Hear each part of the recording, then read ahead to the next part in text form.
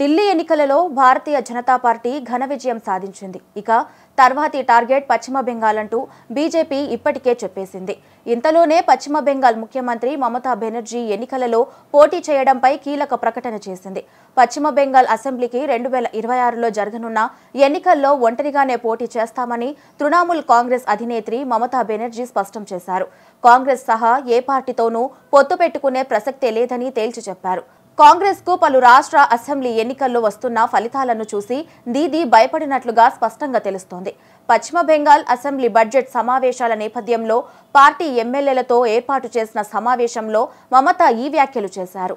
ఢిల్లీ ఎన్నికల్లో ఆమ్ ఆద్మీ పార్టీకి కాంగ్రెస్ సహాయం చేయలేదని, హర్యానా ఎన్నికల్లో కాంగ్రెస్ కు ఆప్ సహాయం చేయలేదని మమతా తెలిపారు. అందుకే 2 చోట్ల బీజేపీ విజయం సాధించినట్టుగా మమతా చెప్పారు. అందరూ కలిసికట్టుగా ఉండాలని, కానీ బెంగాల్లో కాంగ్రెస్ ప్రభావం శూన్యమని అన్నారు. కాబట్టే వచ్చే ఎన్నికల్లో ఒంటరిగానే పోటీ చేస్తామని తేల్చి చెప్పారు.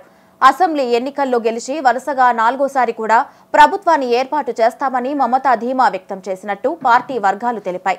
భావస్వరూప్యత ఉన్న పార్టీలు, ప్రతిపక్ష పార్టీల ఓట్లు చీలిపోకుండా చూసుకోవాలని పార్టీ ఎమ్మెల్యేలకు మమతా సూచించారు. లేదంటే బీజేపీని జాతీయ స్థాయిలో కట్టడి చేయడం ఇండియా కూటమికి కష్టమవుతుందని అన్నారు.